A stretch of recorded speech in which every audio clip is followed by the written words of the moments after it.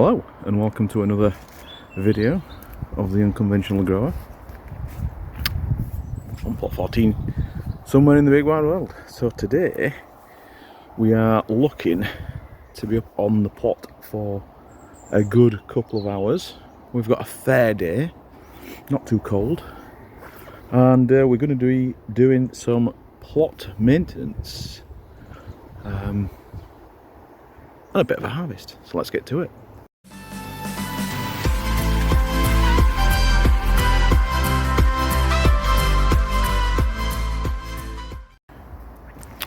First things first, we're down at the shed area. We've got a few dot leaves and other bits and pieces that we want to get cleared out, so that's first on the agenda. And then I'm going to swing back round onto here. We've got a few stubborn weeds, thistles coming through. You generally find dot leaves, thistles and dandelions are the ones that will probably come through, and the rest of it is not quite sure what's happening with these raspberries. They've not really produced, so I've half a mind to chop them back, or half a mind to leave them as they are. Anyway, that's not on the agenda. We've got this hoop that requires fettling out. As you can see, not surprising with the weather that we've had over the summer, that the water butts are brimming, apart from that one. So yeah, we'll get on with that, and then we'll come back round to see what else is on the agenda. I've ventured my way down to the bottom end of the plot, down by the potato beds. The reason for that, I've just transplanted a raspberry cane that was growing on the path there into here. That's the plant there. I wanted to show you this. So with gooseberries, a little bit like the red currants, black currants, those kind of family of plants, what tends to happen is the branches, if they get submerged under the soil, what's likely to happen is they will take root and then we'll shoot off a new plant. But which is great, because these don't look too thornless. These don't look too thorny. I'm half tempted to leave this particular one in and see what happens with that, but the rest of them are going to go, and I'm half tempted to make a start of that work today. But we'll just see where we get to in proceedings. You'll also notice that the path has started to get a covering of leaves and various different wood chip materials. That was a piece of work that was done 2 weeks ago, I think it was, back at home, to get rid of the some of the bushes at the bottom of the garden. I'm going to be resuming that activity today, so I might put a video on just to see how I'm doing that. I've got a wood chipper at home, small one, but it does the job. So I've just brought that up. I've got another bag in the shed waiting to go. Now, today what I want to do is get this bit of the path weeded out, get some cardboard underneath, and yeah, get this path looking a little bit better. Don't want this going too wild over there. So right, what's them here? I'll give you a look at the runner beans. They're looking nice. They're ready for harvest, so they'll be gotten today. Tomatoes just turning, so they're going to get harvested before they split. Now look at the cucumber down the bottom there, a couple that's caught in the netting. And we've got the big Bertha marrow there that we're going to harvest the seeds from. Inside will be fine now, might not be a bit later on. And you'll see there the parsnips, they've gone to seed. They've really sprouted out the seeds, and they've now dispersed. So that will be our parsnip bed for next year. We'll get these fettled out, these carrots, well, the weeds that's growing in amongst the carrots, and then that's going to be that bed more or less done. Here we've got the red cabbages. There's some good ones coming on at the back. There's one or two that's not going to make out. That one's going to show a bit of promise. There's one or two that are showing some promise. Now, getting a bit distracted as usual, but my attention is brought over here to the rasps. Those are the volunteer rasps. And I'm half tempted to just let these go wild, but it means I'm going to sacrifice potato bed, which I don't really want to do. But there are plans afoot. I'll tell you what, I'll just get these warm out here. Try and grab them before the damn things spread everywhere. Yeah, plans are in foot. Are on the drawing board to extend that fruit cage across there. Take all this down, except the box house. The box house will actually move. The top of it will anyway. And then another plan to get another fruit cage there. Well, it won't be a fruit cage, but every caged area.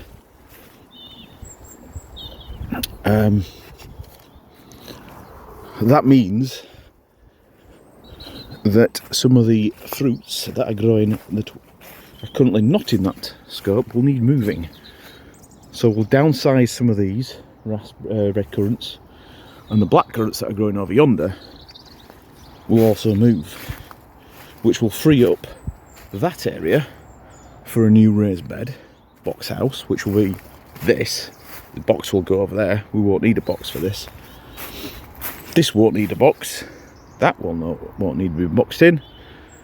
And the red currants, the plan is that the red currants will go there and across there. That's the idea. And then this area, which will be kind of outside the box, will be the new potato bed. That's the plan. But whether we actually enact the plan anytime soon is another matter. Anyway, we're now at the top section. So we'll have a look round here. The plums there, looking good. I'm sure we'll still have, yep, blueberries down there. Right, enough gassing. Let's get on with some work. Bit of a progress update now. I've managed to fettle out the path, so that's looking a damn sight tidier. We've got this bed fettled as well. A few beetroots coming along as well nicely, so there'll be a later harvest. Now we will notice a few bits of white on the path. That is just plain and simple ordinary table salt. The idea there is that gets sprinkled onto the stubborn weeds, and that completely knackers the pH, and it stunts their growth to the point where the roots just shrivel, and the idea is then they die off. So that's what we've done there. Just table salt. No nasty weed killers. We don't want nasty weed killers on the plot, damaging the soil, damaging the crops. So we just use the table salt. It's as good as anything. Right, I think we're gonna get on with this one now, get this tidied out, and then I need to dash off for an appointment, but we'll be back on the plot, weather permitting, a bit later on. So we'll get this done, a bit of an update, dash off, get back with a flask of tea, and we've got the whole afternoon then. Champion. So that's that bed fettled out. A few volunteer potatoes have been harvested. Now, the disappointing thing, on the face of it looks pretty nice, but what I tend to find is that when you've got potatoes grown in soil, they just seem to be absolutely riddled with slugs and worms. So out of that harvest, I'm not actually sure how much is going to be of any use. So, and the cabbage that I harvested, let's try and wander around this side to just give you a show the cabbage wandering around. This is the cabbage cleaned up. Still a few slug holes in there. And again, I'm tending to find that on plain soil, twizzle the camera around actually. I'm tending to find that in growing in soil, it seems to attract the slugs more than what it does in compost, and a good depth of compost, and maybe with a sprinkling of wood chips on top. Don't know, but that's what I found. I also find that the soil clumps, so if you've got anything that's like carrots, they'll tend to kind of stop where that soil is, the growth, or they'll split. So again, another tick in the compost box, to use that as your growing medium. Right, so as I look back now, I need to close the lid on that, gathering the tools.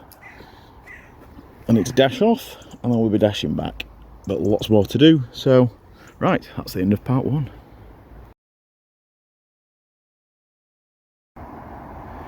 So we're back up for part 2.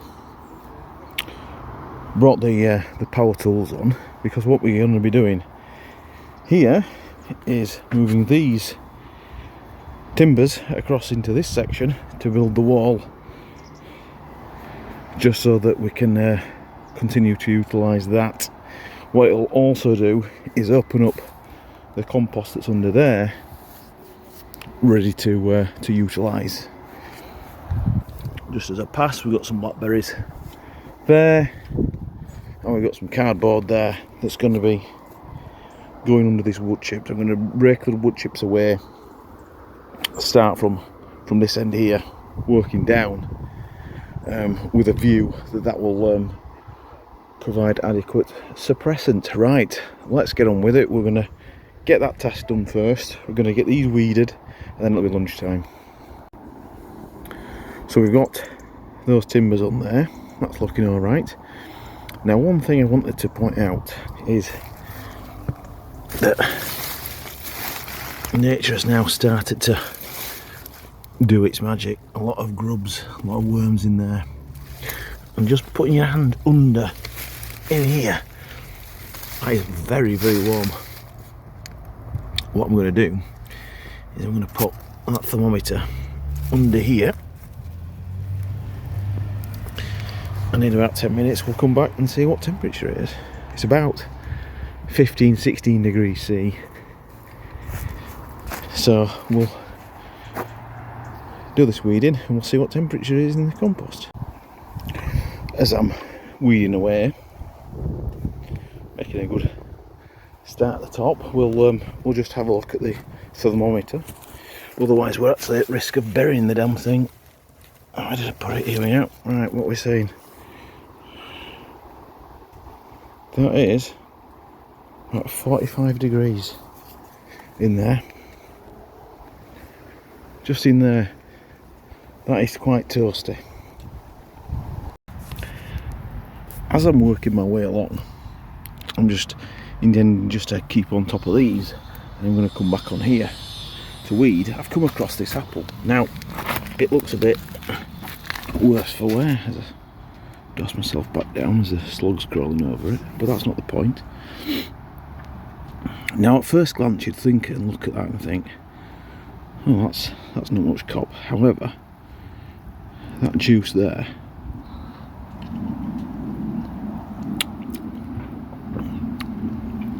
that is extremely cidery like. Of course, as the apple is fermenting. So, good squeeze of that. You've got a good glug of cider juice. Cider juice, apple juice that's fermenting, turning to cider. So as I'm continuing to dig around here to get these weeds out, I've come across the membrane. Now, this membrane was put in about 12 years ago when I was first planting these black currants, and then I put, at the time, a lot of kind of gravel on top. Now, last week I think it was, I commented on a post somewhere about the use of membranes as weed suppressants. Now, great if you want to just put something on top. If you want to just put the membrane on top of, you know, a plot that you just newly acquired to suppress the weeds. But if you're looking to put something down and then something on top for a longer period, what you tend to find is it doesn't work. In the short term it will do, but longer term, as what's happening here, is that depending what you're putting down, but even with this gravel, you've got a load of soil on top, and then comes all the weeds, which are then on top of this membrane, which makes digging it out just really difficult. So you've got to almost get on top, get under it, especially if the roots have actually gone through the membrane. It is possible that the roots will go through the membrane, making it even all the more difficult to remove the weeds. Have a think about it. So we've now cracked on and got the path weeded out to the top. And we've also got this weeded out round here. We've also installed a kickboard now here, and also put a layer of leaves and wood chip onto this bit here. What we've done, use cardboard as kind of the membrane that will decompose down over time, which is what we want. This is all clear. We've got the potatoes there, we've got that done, we've got the water on still, and so we've yet to do any harvest, but we've now got this tidied out, and we're probably not going to get round to doing that one, but I want to get on with this because it looks unsightly. And then once we've done that, I might bring the mini grower back on and do a harvest a little bit later on tonight. There's quite a few raspberries that require attention. Right, let's get on with this bit. So we've now got half a bag full of potatoes as all the weeding kind of comes to a close for today. Those have predominantly come from this bed here, this section. The back end section, I've taken the tops of the weeds off, but still quite a number of potatoes I imagine under there still to be had. Have them another day. Right, let's swing around here.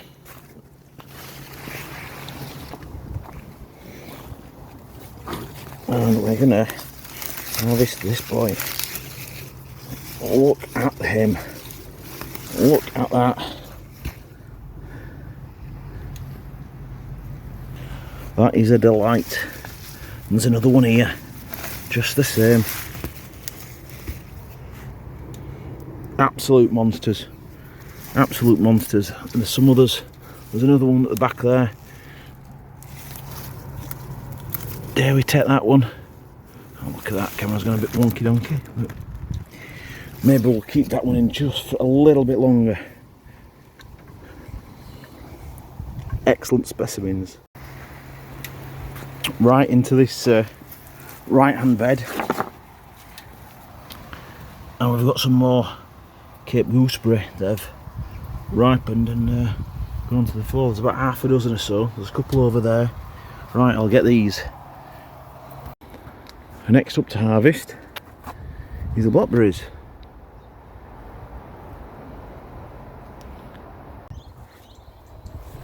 And next up for harvest, just checking the state of some of these carrots. Might just pull one or two. There's a couple there, little stumpies. There's one there. Just get into that one. Oh, that's not too bad. His mate's come out with it. However, what we do want to harvest is two, I believe, I might be wrong, but that's what we're wanting. And my hand's a bit dirty, so it's discoloured the cucumber. There's another one there that's just not quite ready. Right, we'll pan round and get some of these tomatoes. So I think that's just about the harvest of tomatoes. There's still quite a lot of like orangey colour ones. They're not ready to harvest. I've just had a sample of one that's still quite, there's not enough sweetness in them yet. So we're happy with those. Right, we'll re-it. We'll harvest this onion there. That'll get cleaned up. So I'll go back into the bag. Right, the next up is the raspberries. So raspberry plants, trees are in abundance around these parts. There's some there, and we've got the main crop down here. Right.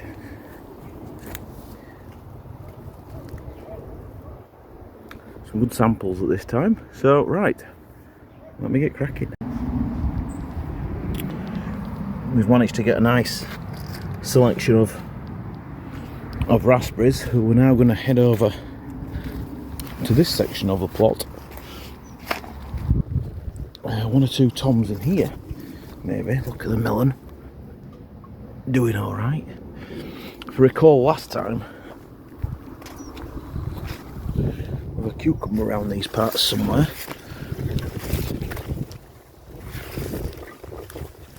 We do indeed. There it is. So I want to get it cleaned up. We've got the beans to harvest, and I want to get into the fruit cage to get some more blueberries, and that then should conclude the harvest. Having a quick glance and seeing what else is in here that we could possibly harvest.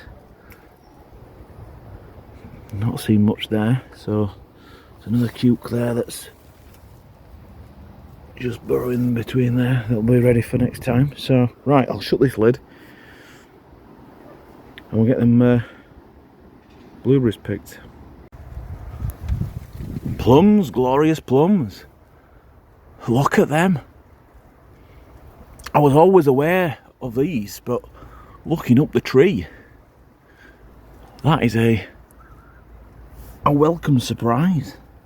We've not lost too many on the floor, but that is, and around the back as well. That is not a bad showing. Right, we'll get a few of these. Before committing to the harvest of the plums, I thought it wise to have a sample.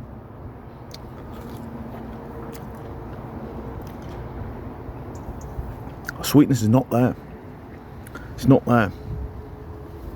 So I don't know where I'm pointing that at, but I'm going to leave these on. I'm not going to harvest them. I'm going to leave them on a little bit longer. Right, just off camera, we've harvested a couple of the apples off both those trees, and that just about wraps up today. It's been a 4 or 5 hours up on the site. Plenty of beans still to come through. We're going to leave 1 or 2 on, maybe half a dozen or more, to go to seed. They'll be our next seed for next time. But for now, things aren't looking in too bad order. Still got quite a lot to do. Still got quite a lot to harvest. That'll keep us going. So that is today's video. Thanks for watching, and join us again soon. So we're here in the back garden, and this is the wood chipper as the mini grower's just